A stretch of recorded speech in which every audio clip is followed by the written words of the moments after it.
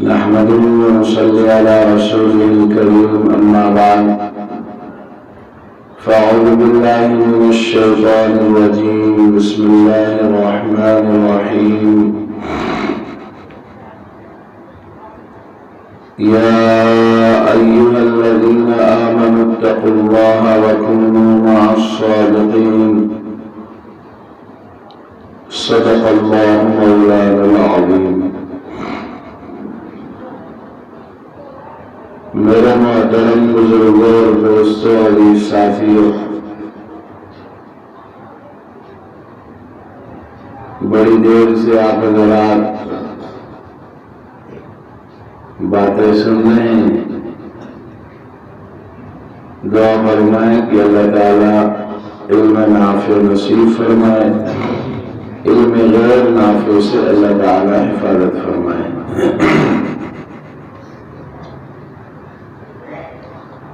علم نافع وہ ہے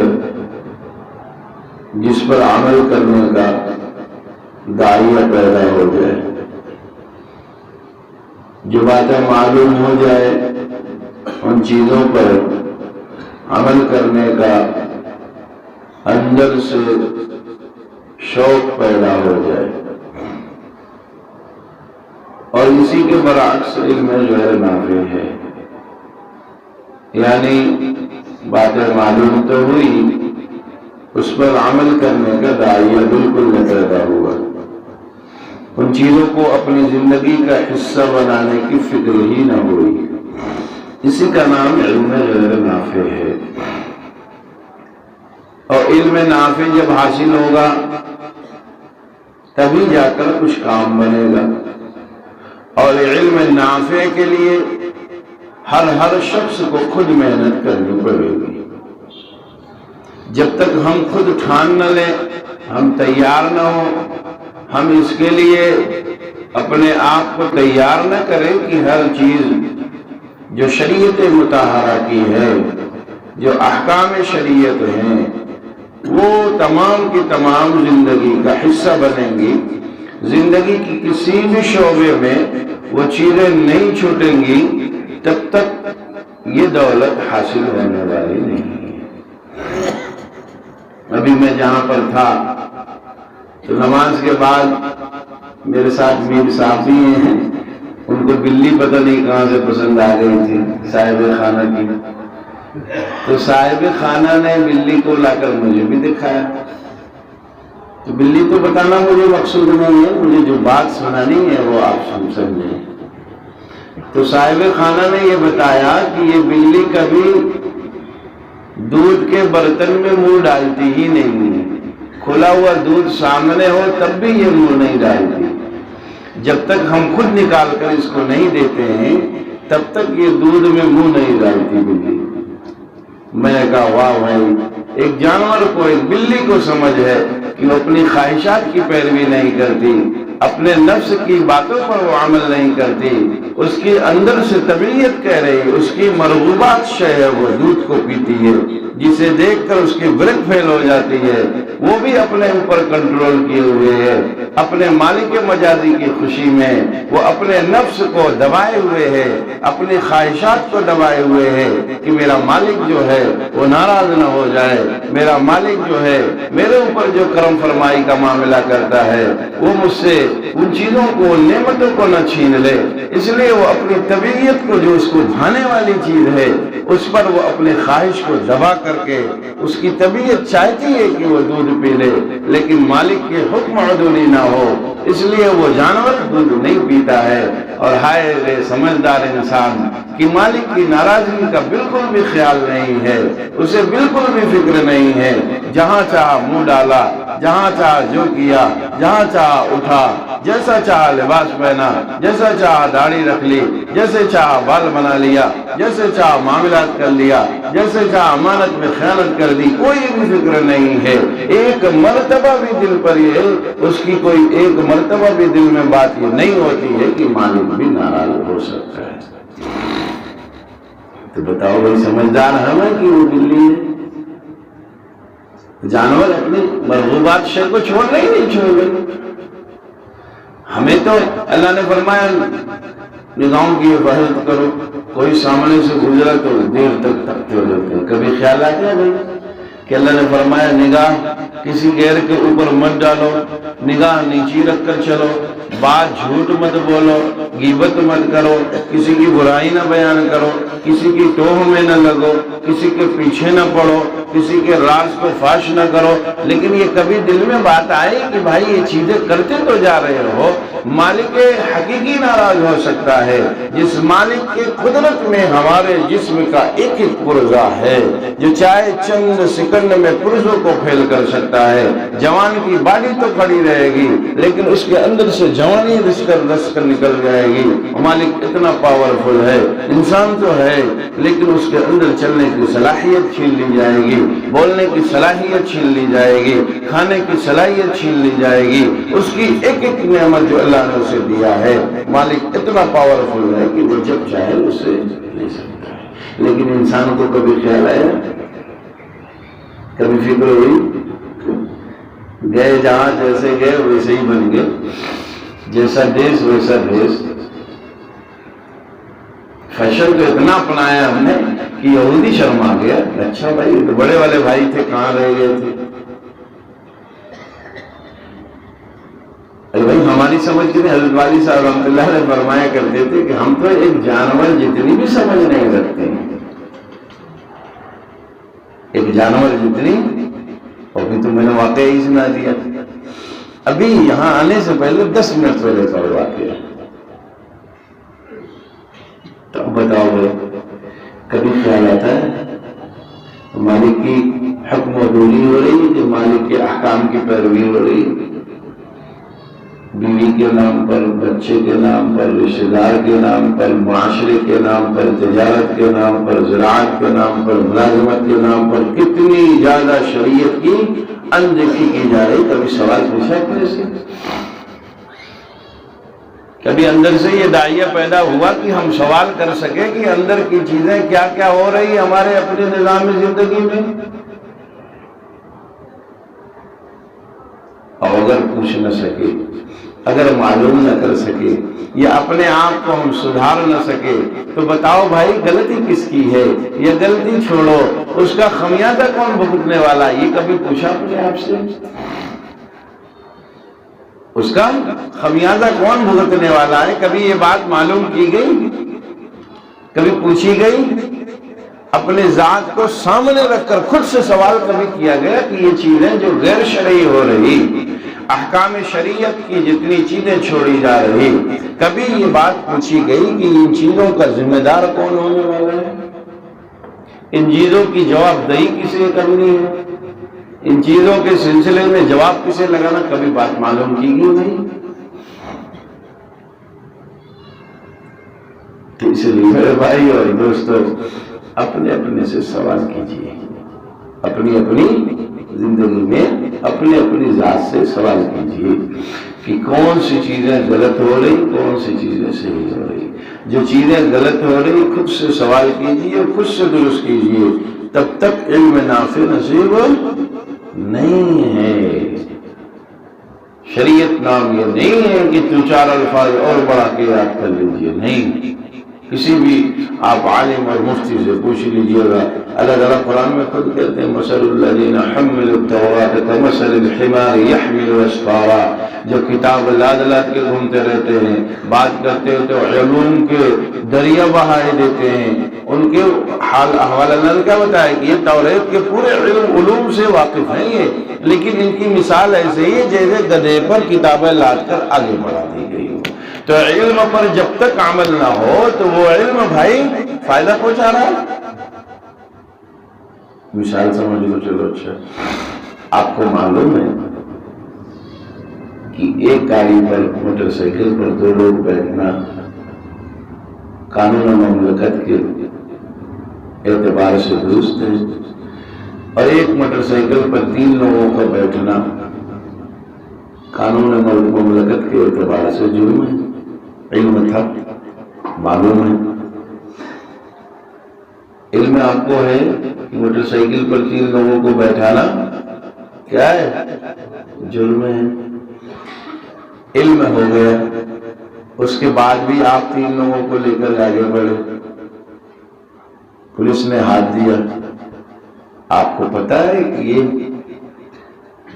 آپ ایک جرم کر رہے ہیں، حکم عدولی کر رہے ہیں، قانون کو توڑ رہے ہیں، تو اب بتاؤ کیا معلوم تو تھا، لیکن بس تھوڑی ہی دیر جانا تھا، تھوڑا ضروری کام تھا، ہم سوچے کیا جائیں گے اسی پہ بیٹھا کے آگے پیچھے، معلوم تو ہمیں بھی ہے۔ اب پولیس والا کیسے خیریت لے گا؟ معلوم ہے نا، ایک تو کہے گا گناہ کیا، دوسرا اس بات کا بھی اقرار کر رہا ہے کہ معلوم تھا۔ اچھا بھائی 3 کوڑے بڑھا کے مارے گا۔ مثال سمجھ گئے نا؟ سمجھ میں آئی بات؟ اگلی جو مجھے بتانی ہے وہ تو سمجھ ہی گئے نا۔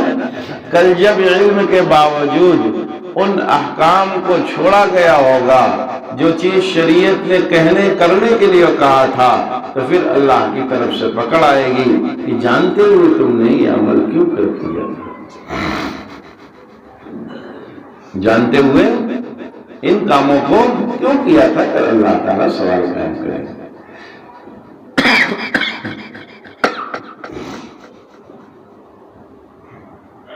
اس لیے اپنے زندگی میں جن چیزوں کا علم ہو جائے اس کو داخل کر لیا جائے، جن چیزوں کا علم ہو جائے ان چیزوں کو اپنی زندگی کا حصہ بنا لیا جائے۔ وہ چیزیں کبھی نہ چھوٹنے پائے، وہ چیزیں کبھی جدا نہ ہونے پائے، وہ چیزیں کبھی آپ سے الگ نہ ہونے پائے۔ آپ کی خواہشات اگر ابھر کے آ رہی تھی، آپ اس کو دبا دیجیے، آپ اس کو کچل دیجیے۔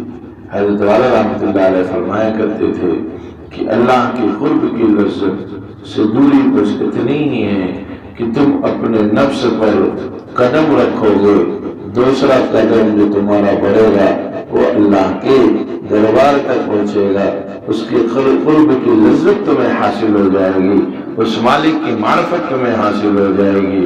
بس ایک قدم اپنی خواہش پر جو ناجائز ہے، جو طبیعت کو بھا رہی چیزیں ہیں لیکن شریعت اسے منع کرتی ہے، اس پر قدم رکھ کر اس کو دبا دو۔ اگلا قدم اللہ کی معرفت کا ہے، اللہ سے محبت کا ہے، رسول اللہ صلی اللہ علیہ وسلم سے محبت کا ہے۔ ہم یہیں پر فیل ہو جاتے ہیں۔ پہلے ہی بات پر ہم سے غلطی ہوتی ہے، دل نے کہا داڑھی چھوٹی کر دو، ہم نے فوراً چھوٹی کر دیا۔ دل نے کہا ایسا لباس سلا لو، ہم نے فوراً ویسا ہی لباس سلا لیا۔ دل نے کہا کہ بال ایسا چھوٹا بڑا بنوا لو، ہم نے فوراً کہا کہ فوراً بنوا لیا جائے۔ تو بھائی کبھی پوچھو کہ یہ چیزیں جو اندر سے ابھر کے آ رہی ہے، جو خواہش ہو رہی ہے، وہ صحیح بھی ہے یا غلط ہے؟ وہ چیزیں صحیح بھی ہیں غلط، کبھی پوچھو تو، کبھی معلوم تو کرنے کی کوشش کریں۔ جب معلوم کرنے کا طریقہ اور سلیقہ آ جائے گا پھر سہولت ہی سہولت ہے، پھر آسانیاں ہی آسانیاں۔ اور معلوم کرنے کی اگر اندر سے صلاحیت نہیں پیدا ہوئی تو پھر بھائی خسارہ ہی خسارہ ہے، پھر نقصان ہی نقصان ہے۔ اس لیے ہم میں سے ہر شخص کو یہ بات بہت ہی زیادہ غور کرنی چاہیے۔ بھائی نفع دیکھو کسی دوسرے کو نہ پہنچنے والا ہے اور نقصان بھی کوئی دوسرا اٹھانے والا نہیں ہے۔ خود سے تمام چیزوں کے جوابات لگانے ہیں، خود سے تمام چیزوں کی جواب دینے ہیں، اس لیے اپنی اپنی فکر کر لو۔ حضرت والا تھانوی رحمۃ اللہ علیہ نے یہ بات نقل فرمائی ہے کہ دیکھو بھائی، جتنی دیر تمہیں اپنے جسم پر یقین ہوگی عذاب کو جھیلنے جائے گی، اتنی دیر تم گناہ کرو۔ جتنے دیر تمہیں یہ بات معلوم ہے کہ تم اپنے جسم کو آگ میں جلاتے رہو گے، اتنے ہی تم گناہ کیا کرو۔ اور فرمایا اس کی مثال یہ ہے کہ ایک تم چراغ روشن کرو، اس پر انگلی اور اپنا ہاتھ رکھ دو، اگر 1 گھنٹہ رکھ دو گے تو پھر 1 گھنٹہ اتنے تم گناہ کر لو۔ اگر 2-4-10 مہینہ اسی ڈبری کو جلا کر اس پہ ہاتھ رکھ سکتے ہو تو پھر 2-4-10 مہینے تم گناہ کرتے رہو۔ بس تم جتنی دیر تک، اگر چند منٹ میں تمہارے ہاتھ وہاں سے ہٹ جا رہے تو پھر تمہیں چند منٹ کے بھی گناہ نہیں کرنے چاہیے۔ حالانکہ اس کی مثال اور جہنم کی مثال میں بہت کوسوں ہزاروں لاکھوں دوری کا فرق رہے، لیکن فرمایا کہ اس سے تمہیں سمجھنے میں آسانی ہو جائے گی۔ اگر تمہیں یہ بات سمجھ میں آ گئی کہ تم چند منٹ کے لیے آگ کو نہیں سہ سکتے ہو، تو پھر اللہ نے فرمایا کہ اپنے آپ کو بچاؤ۔ کیا فرمایا؟ قُوا أَنفُسَكُمْ وَأَهْلِيكُمْ نَارًا وَقُودُهَا النَّاسُ وَالْحِجَارَةُ، خود کو بچاؤ، پھر اپنے بچوں کو بچاؤ جن کے سرپرست ہم ہیں۔ وہ بچے نماز کا اہتمام نہیں کر رہے، وہ تلاوت کا اہتمام نہیں کر رہے، وہ شریعت کو فالو نہیں کر رہے۔ قُوا أَنفُسَكُمْ، پہلے اپنی ذات کی فکر کرو، خود نماز کی فکر کرو، خود تلاوت کا اہتمام کرو، خود شریعت کے تمام احکامات پر عمل کرنے کی فکر اور کوشش میں لگو۔ پھر اس کے بعد جب دینداری کے اثرات تمہاری زندگی میں آنے لگے، فرمایا قُوا أَنفُسَكُمْ وَأَهْلِيكُمْ نَارًا، گھر والوں کو بھی بچاؤ، گھر کی عورتوں کو دیندار بناؤ، انہیں شرعی پردے کا اہتمام کرنے کا مکلف بناؤ۔ بچے جو آپ کی ماتحتی میں رہتے ہیں، ان بچوں کو نماز کی فکر، ان بچوں کو تلاوت کی فکر، ان بچوں کو یہ بات بتائی جائے کہ رسول اللہ صلی اللہ علیہ وسلم کی سنتوں کا اہتمام ہونا چاہیے۔ بچہ یہ نہیں ہو سکتا کہ آپ کی بات نہ سنے۔ اچھے خاصے لوگ یہ شکوہ کرتے ہیں، یہ بات بتاتے ہیں، کیا بتائیں، ہم تو سمجھاتے رہتے ہیں لیکن بچے ہماری بات نہیں سنتے ہیں، کہتے رہتے ہیں، نہیں کہتے رہتے، شکوہ ہو جاتا ہے نا، مولوی صاحب تو بچے کہاں بات سنتے ہیں، کیسے نہیں سنی زبان، کیسے نہیں سنے گا۔ حضرت والد رحمۃ اللہ علیہ فرمایا کرتے تھے، حضرت والا کہ دیکھو بچے سے بتا دو، بلا کے بیٹا نماز پڑھیے گا تو جائیداد میں حصہ ملے گا، تلاوت کے اہتمام کیجیے گا تو گھر کا دروازہ کھلا رہے گا۔ یہ چیزیں آپ کو نہیں اچھی لگ رہی تو آپ ہمیں نہیں اچھے لگ رہے ہیں۔ آپ مسجد کے دروازے تک نہیں پہنچ پائیں گے تو گھر کے دروازے آپ پہ بند ہو جائیں گے، پھر دیکھو دوسرے دن وہ اذان کے وقت ہی مسجد میں پہنچ جائے گا۔ یہ حضرت والا رحمۃ اللہ علیہ بات فرمایا کرتے تھے، فرماتے تھے کہ گھر والے خود ہی اس میں دلچسپی نہیں لیتے، اگر دلچسپی لیں تو پھر بچے کیسے نہ سمجھیں، بچے کیسے نہ سمجھیں بھائی، گھر ہی کے لوگ ہیں۔ اگر کوئی حالات ایسے بن گئے کہیں پر کہ کرفیو لگ گیا، کوئی ایسی چیز ہوگی تو بتاؤ، اور بچے تو نکل پاتے ہیں بھائی، نہیں نکل پاتے، وہی بابا روک لیتے ہیں۔ اور بچے اگر تو دکان 10 بجے کھلنے کا وقت ہے تو بتاؤ وہی بچے ہیں 10 بجے کیسے وقت پہ جا کے دکان کھول دیتے ہیں۔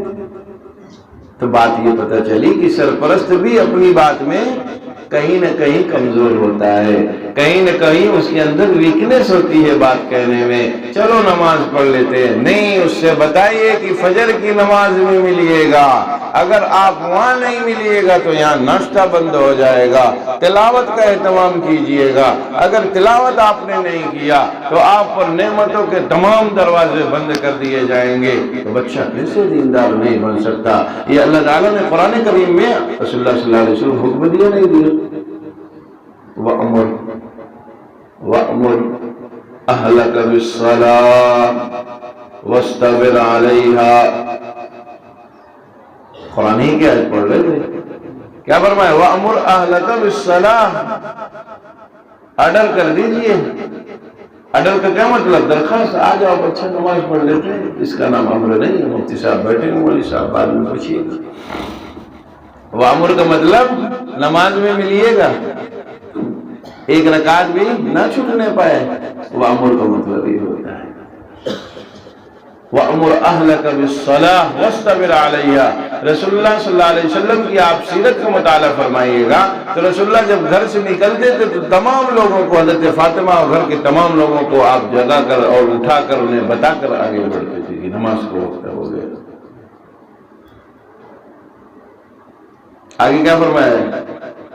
وَاسْتَبِرْ عَلَيْهَا لَا نَسْأَلُكَ رِزْقًا نَحْنُ نَرْزُقُكَ، فرمایا روزی پیسہ بچے سے نہیں، اس سے بتائیے روٹی بوٹی تمہاری چلتی رہے گی، نماز پڑھتے رہنا، بس تلاوت کا اہتمام کرتے رہنا، سنت کے خلاف ایک بھی عمل نہ ہو بیٹا، ورنہ پھر نعمتوں سے محروم کر دیے جاؤ گے۔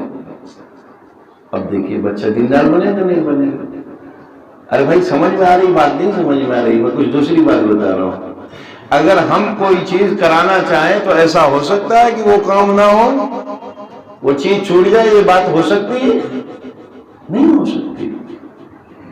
بچوں کو دیندار بنانے کی فکر اگر ہو جائے، اور بچوں کو جو لوگ نہیں بناتے، جو لوگ نماز کا قائل انہیں نہیں کرتے، تلاوت کا اہتمام کرنے کی فکر نہیں دلاتے، وہ بچوں کے ساتھ محبت کا معاملہ نہیں کرتے ہیں، بچوں کے ساتھ دشمنی کا معاملہ کرتے ہیں، بچوں کے ساتھ زیادتی کا معاملہ کرتے ہیں، بچوں کے ساتھ وہ اتنی بڑی دشمنی کرتے ہیں کہ اس سے بڑی دشمنی کوئی نہیں ہو سکتی ہے۔ بتاؤ بھائی، کسی کا بچہ ہو، بیٹا ہو، بھائی ہو، بیوی ہو، کسی گھر میں آگ لگی ہو، بچہ سو رہا ہو، بابا کہے گا کہ بیٹا سو رہا کیا اٹھائیں، جانے دے اسے سونے دے۔ بھائی کہے گا چھوٹا بھائی تھک کر رات میں آئے، جانے دے اسے سونے دو۔ بتاؤ بھائی، کوئی ہے ایسا بچے کو کھینچ کر باہر لائے گا؟ بچہ اٹھے گا نہیں تو بلٹی بلٹی پانی اس پر گرا دے گا، پھر بھی نہیں اٹھے گا تو پیر کھینچ کر باہر لائے گا کہ بیٹا میرا جل نہ جائے، میرا بھائی کہیں سے جل نہ جائے، میرے قریبی رشتہ دار کہیں سے جل نہ جائے۔ اب بتاؤ اللہ نے کیا فرمایا؟ وَقُودُهَا النَّاسُ وَالْحِجَارَةُ، وہ ایسی جگہ جانے والے ہیں جس کا ایندھن انسان بنیں گے، جس جہنم کا ایندھن پتھر بنیں گے۔ فرمایا اللہ نے قُوا أَنفُسَكُمْ وَأَهْلِكُمْ نَارًا، خود کو ایسی آگ سے بچاؤ، اپنے گھر والوں کو ایسی آگ سے بچاؤ جس کا ایندھن، یعنی اس آگ کو بڑھانے کے لیے پتھر ڈالے جائیں گے، انسان اٹھا اٹھا کے پھینکے جائیں گے تاکہ وہ آگ اور بڑھے اور دہکے۔ اب بتاؤ بھائی، بچوں کو نمازی نہ بنانا بچوں سے محبت ہے یا دشمنی ہے؟ بچوں کو دیندار نہ بنانا بچوں کے ساتھ انصافی کا معاملہ ہے یا دشمنی کا معاملہ ہے؟ خود سے یہ بات سوچ لو آپ کہ یہ چیزیں جو کر رہے ہم، وہ صحیح ہے یا غلط ہے، وہ درست ہے کہ درست نہیں ہے؟ خود فیصلہ کر لیجئے۔ اللہ نے تو قرآن میں بہت صاف صریح فرمایا کہ جو دیندار ہے وہ تمہارا ہے، اور جو دیندار نہیں ہے وہ تمہارا نہیں۔ حضرت نوح علیہ السلام کو کیا فرمایا؟ حضرت نوح نے جو درخواست لگائی کہ اللہ تعالیٰ بچائے لیجئے، بابو ہے ہمارے، اللہ تعالیٰ نے کیا فرمایا؟ اِنَّهُ لَيْسَ مِنْ أَهْلِكَ، نوح یہ بات آپ سمجھ لیجئے، جو ہمارا نہیں وہ آپ کا بھی نہیں ہے، جو ہمارا ہے وہ آپ کا ہے، جو ہمارا نہیں وہ آپ کا بھی نہیں ہے۔ حضرت ابراہیم کو کیا فرمایا؟ وَمَا كَانَ اسْتِغْفَارُ إِبْرَاهِيمَ لِأَبِيهِ، ابراہیم کو یہ بات زیبا نہیں دیتی کہ وہ ابا کے لیے استغفار کرے۔ فرمایا جو ہمارا نہیں ابراہیم وہ تمہارا بھی نہیں ہے نہیں بھائی؟ تو جو اللہ کا نہیں وہ ہمارا ہے نہیں، جو اللہ کی بات نہ مانے وہ ہم سے محبت کرنے والا ہے نہیں۔ ایک واقعہ قریب کو سنا تو آپ کہیں گے یہ تو نبیوں کی بات تھی، بڑے بڑے لوگ تھے، ہم لوگ تو چھوٹے ہیں، وہاں سے کہاں ہمیں یہ بات ہے آپ سنا۔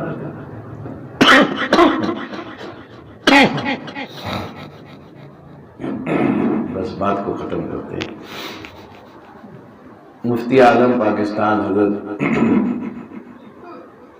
مفتی رشید احمد صاحب رحمۃ اللہ علیہ، حضرت مولانا شاہ عبدالغنی صاحب پھولپوری نور اللہ مرقدہ کے خلفاء میں سے ہیں۔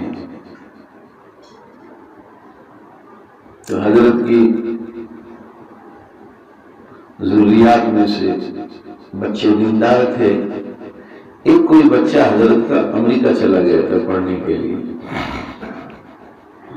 تو بہرحال ہو گیا وہاں، تو پڑھائی بہرحال کوئی خراب نہیں ہے، پڑھائی تو ہر کسی کی اچھی ہے، چاہے عصری ہو چاہے کوئی بھی ہے۔ تو بچہ گیا پڑھنے کے لیے، تو وہاں پڑھنے کے ساتھ ساتھ وہاں کے اثرات کو بھی اس نے قبول کر لیا، وہاں کے اثرات کو بھی قبول کر لیا۔ تو جب وہاں سے وہ تشریف لے آئے چھٹی کے دنوں میں، حضرت سے ملے تو حضرت نے دیکھا کہ داڑھی کٹی ہوئی۔ فرمایا آج کے بعد بتائیے، ہم پہچانتے نہیں ہیں آپ کون ہیں۔ یہ ابھی ماضی قریب کی بات ہے، بہت زیادہ ہوگا تو 30 سال 35 سال، بس اس سے زیادہ کی بات نہیں، ابھی جلدی حضرت کا انتقال ہوا۔ کیا فرمایا؟ ہم آپ کو پہچانتے نہیں، آپ بتائیے گا۔ جب ان کے بن کے آئیے گا تب یہاں پہ آئیے گا، جب ان کے نہیں تو آپ ہمارے بھی نہیں، ہم جانتے نہیں آپ کون ہیں۔ آگے اور فرمایا، کیا کہا؟ اگر تم نے اپنی حالت کو درست نہیں کیا، اسی درمیان میں میرا انتقال ہو گیا، تو تم میرے جنازے میں مت شریک ہونا، تم میری شکل کو مت دیکھنا۔ کس کو کہا؟ اپنے بیٹے کو، بھائی، دوسرے کو نہیں۔ اپنے بیٹے سے کہا کہ بیٹا اگر رسول اللہ صلی اللہ علیہ وسلم کی سنت تمہیں اچھی نہیں لگتی ہے تو بھی مجھے اچھا نہیں لگتا ہے۔ اگر تو سنور گیا سنبھل گیا تب یہاں پر آنا، اور اگر تم سنبھلے نہیں اسی درمیان میں میرا دنیا سے جانا ہوا تو تم میرے جنازے میں مت شریک ہونا اور میرے چہروں کو تم مت دیکھنا۔ چنانچہ حضرت کا کچھ ہی دنوں کے بعد اس واقعے کے انتقال ہوا، ان کی کیفیت میں سدھار نہیں ہوا تھا۔ وہ جب آئے تو گھر ہی کے لوگ، انہیں کے بھائیوں نے روک دیا، کہا نہیں آپ شریک بھی نہیں ہو سکتے اور آپ دیکھ بھی نہیں سکتے، اس لیے کہ حضرت نے یہ بات فرمائی تھی کہ اگر تم ان کے نہیں ہو تو ہمارے بھی نہیں ہو، تمہیں وہ نہیں اچھے لگتے تو تم ہمیں بھی نہیں اچھے لگتے ہو۔ بتاؤ بھائی یہ باتیں ہم کیوں نہیں کر سکتے؟ ہمیں یہ چیزیں کیسے اچھے نہیں لگتی کہ ہم بھی دیندار بنیں، اپنے بچوں کو بھی دیندار بنائیں، ہم بھی نماز کا اہتمام کریں، اپنے بچوں کو بھی نمازی بنائیں، ہم بھی نبی صلی اللہ علیہ وسلم کی سنتوں پر عمل کریں اور رسول اللہ صلی اللہ علیہ وسلم کی سنتوں پر اپنے گھر والوں کو بھی عامل بنائیں۔ یہ چیزیں کیوں ہمارے اندر نہیں پیدا ہوتی؟ وہ کوئی الگ سے کوئی مخلوق نہیں ہے، الگ سے کوئی اللہ نے ایک الگ جماعت نہیں پیدا فرمائی، وہ ہم ہی اور آپ میں سے نکلتے ہیں، ہم ہی اور آپ میں سے ایسے افراد لوگ تیار ہوتے ہیں، الگ سے کوئی قوم اور کوئی جمعیت ہی نہیں پیدا ہوتی، ہم ہی میں سے ہوتے ہیں۔ پھر یہ چیز ہم کیوں نہیں کرتے ہیں؟ ہم کیوں دین کی چیزوں کو مقدم رکھتے نہیں؟ ہم کیوں دنیا کو مقدم رکھتے ہیں، دین کو مؤخر رکھتے ہیں؟ ہماری زندگی میں دین کیوں پیچھے ہے اور دنیا کیوں آگے ہے؟ یہ سوال تو پیدا ہوتا ہے۔ یہ چیزیں ہمارے اپنی زندگی میں کیوں نہیں داخل ہوتی؟ یہ ہم اپنی ذات سے پوچھنا تو شروع کر دیں، اپنے آپ سے سوال تو کرنا شروع کر دیں۔ کتنی خواہشات کی اتباع کرو گے بھائی؟ یہ دنیا ہے، کوئی جنت تھوڑی نہیں ہے۔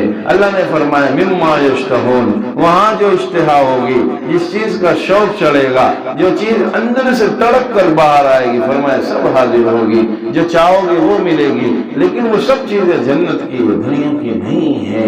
دنیا تو یہ کام کی جگہ ہے، یہ آرام کی جگہ نہیں ہے۔ دنیا سے بن کر آخرت کو سنوارنا ہے، دنیا سے دنیا نہیں بنانا ہے۔ دنیا برابر دنیا، دنیا برابر دنیا، دنیا مٹی مٹی مٹی مٹی، سب ہاتھ میں لگی مٹی، کچھ نہیں ہے بھائی۔ کوئی ملا ایسا جس کے ہاتھ میں لگا ہو کچھ، جاتے ہوئے کچھ لے گیا ہو؟ مٹی ہاتھ میں لگی، مٹی ہی مدفن ہو گئی۔ اللہ تعالیٰ ہم سب کو صحیح سمجھ عطا فرمائے، رسول اللہ صلی اللہ علیہ وسلم کی سنتوں سے محبت کرنے والا بنائے، آپ کی چیزوں کو اپنی زندگی کا حصہ بنانے والا بنائے، اپنی اولادوں کو دیندار بنانے کی فکر نصیب فرمائے، اپنے گھر والوں کو دیندار بنانے کی اللہ تعالیٰ ہم سب کو کیا ہے توفیق سے نوازے۔ بھائی اس سلسلے میں بڑی کوتاہیاں ہوتی ہے، گھر کا کوئی ایک فرد دیندار ہو جاتا ہے تو وہ چیز سب کے لیے کافی سمجھی جاتی ہے۔ گھر میں نماز کا چھوڑنے والا موجود ہو، یہ کیسے ہو سکتا ہے؟ آپ نے سنا رسول اللہ صلی اللہ علیہ وسلم کیا فرمایا؟ چلیے ایک بات یاد آئی، وہ بھی سنا، بات ختم، آدھا گھنٹہ ہو گیا۔ رسول اللہ صلی اللہ علیہ وسلم نے کیا فرمایا؟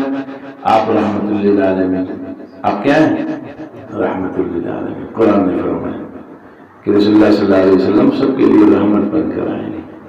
آپ وَإِنَّكَ لَعَلَىٰ خُلُقٍ عَظِيمٍ، قرآن کہتا ہے آپ اخلاق کے سب سے بڑھیا والے منصب پر فائز تھے۔ ٹھیک، سب سے زیادہ محسن مربی کوئی ذات ہے تو رسول اللہ صلی اللہ علیہ وسلم کی، سب سے زیادہ امت پر کوئی شفیق ہے تو آقا صلی اللہ علیہ وسلم کی ذات گرامی۔ کیسے کیسے لوگوں کو سہے نہیں، گاؤں دیہات سے لوگ آئے، کیسی کیسی ذاتیت دی، کتنے قسم کی سزائیں دی، سب کو معاف کر دیا۔ طائف کا معاملہ ہوا رسول اللہ صلی اللہ علیہ وسلم کے ساتھ، وہاں پر لوگوں نے پتھر برسائے، آپ کو تکلیف دی، آپ کو اذیتیں پہنچائی، اتنا مارا کہ رسول اللہ صلی اللہ علیہ وسلم کے سر مبارک سے خون بہ کر آپ کے قدموں میں پہنچ گئے، اتنی تکلیف رسول اللہ کو پہنچی وہاں پر۔ حضرت جبرائیل آئے اور فرمایا کہ حکم دے تو پہاڑ کو پہاڑ سے ملا دیتے ہیں، پہاڑ کو نیچے سے اٹھا کر پلٹ دیتے ہیں، لیکن رسول اللہ نے کیا فرمایا معاف کرتے ہیں۔ یہ نہیں تو ان کے بعد کے لوگ مسلمان ہوں گے، وہ نہیں تو ان کے بعد کے لوگ مسلمان ہو جائیں گے۔ کتنی زیادہ امت پر مہربان شخصیت ہے رسول اللہ صلی اللہ علیہ وسلم کی۔ ٹھیک بات سمجھ میں آ گئی؟ یہ تو مجھے سنانا نہیں تھا، سنانا جو ہوا اب سن لیں کہ امت سے اتنی زیادہ محبت اور انسیت رکھنے والی ذات کیا بول رہی ہے۔ نبی صلی اللہ علیہ وسلم کیا فرما رہے ہیں؟ والذی نفسی بیدہ، قسم ہے اس مالک کی جس کے قبضے قدرت میں میری جان ہے، لقد هممت ان آمر بحطب فيحتب ثم آمر بالصلاة فيؤذن لها ثم آمر رجلا فيؤم الناس ثم أخالف إلى رجال لا يشهدون الصلاة فأحترق عليهم بيوتهم۔ کیا فرما رہے ہیں؟ قسم ہے اس مالک کی جس کے قبضے قدرت میں میری جان ہے، میرا دل کہتا ہے کہ میں کہوں کہ لکڑیاں جمع کرو، پھر ایک آدمی سے کہوں کہ لوگوں کی امامت کرے، پھر وہ لوگ جو نماز نہ جائیں، مسجد میں نماز نہ پڑھیں، نماز کو قائم نہ کریں، میں ان لوگوں کے گھروں میں جا کر آگ لگا دوں۔ کتنی سخت بات فرمائی، میں فَأَحْتَرِقُ عَلَيْهِمْ بُيُوتَهُمْ، میں ان کے گھروں میں آگ لگا دوں۔ اب نماز کی اہمیت سمجھ میں آئی کہ اتنی نرم ذات اتنی گرم بات کیسے کر سکتی، جب بہت ہی کوئی محتم بشان بات ہوگی تبھی کہہ سکتے ہیں۔ لیکن ہمیں کہ چوراہے پہ بیٹھے نماز چھوڑ دی، نہیں حی علی الصلاۃ مؤذن کہہ رہا، حی علی الفلاح مؤذن کہہ رہا، ہم نے کہا نہیں بات کو ہٹاؤ، چلو بھائی الیکشن پہ بات کرتے ہیں۔ کیا کہتے ہیں؟ الیکشن پہ بات ہو رہی ہے، مؤذن کہہ رہا کامیابی ادھر ہے، ہم نے کہا نا کامیابی ہوٹل پر ہے، اس نے کہا فلاں محبوب کی طرف آؤ، ہم نے کہا نہیں یہ بات جو چل رہی وہی ہے۔ بھائی زبان سے نہیں صحیح تو عملاً تو یہی نہ بتایا، نہیں بتایا،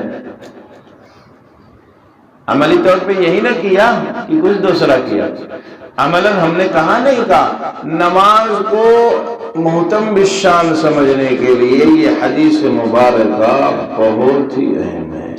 وہ نہ سمجھ میں آئے تو نماز کسی حالت میں معاف ہے، کھڑے ہو تو کھڑے پڑھو، کھڑے نہیں تو بیٹھ کے پڑھو، بیٹھ کر نہیں تو لیٹ کے پڑھو، لیٹ کے نہیں تو اشارے میں پڑھو، لیکن پڑھو، نماز معاف نہیں ہے۔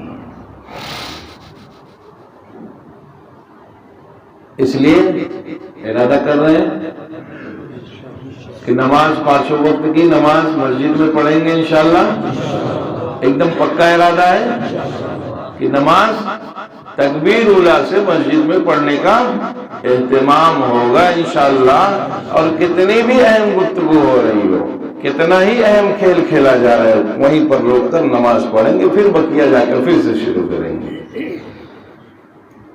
ٹھیک ہے؟ اگر آپ نے شروع کر دیا تو سمجھیں گے ہماری 40 منٹ کی بات صحیح ہو گئی، ورنہ یہی ہے کہ پھر ہم ایک میدان میں بیٹھے اور بول کے چلیں گے، کوئی سننے ہی والا نہیں ہوتا۔ اگر ہم نے اپنی زندگی کا یہ حصہ بنایا کہ اذان ہوتے ہی مسجد ہم آ گئے، تو بھائی پھر یہاں آنا وصول، یہاں باتیں سنانا وصول، اور اگر پہلے ہی والا معاملہ اب بھی چلتا رہا تو آنا بیکار ہوا، سنانا بیکار ہوا، کوئی بھی چیز ہاتھ نہیں لگی۔ اس لیے سب لوگ عہد کریں، اللہ سے یہ عہد کریں کہ انشاءاللہ پانچوں وقت کی فرض نماز جماعت کے ساتھ مسجد میں سنت کے مطابق پڑھنے کا اہتمام کریں گے انشاءاللہ، ہے نا؟ سنت کے مطابق مسجد میں جماعت کے ساتھ پڑھنے کا اہتمام کریں گے۔ سبحان اللہ وبحمدہ، سبحانک اللہم وبحمدک، ونشہد ان لا الہ الا انت۔ کچھ ہے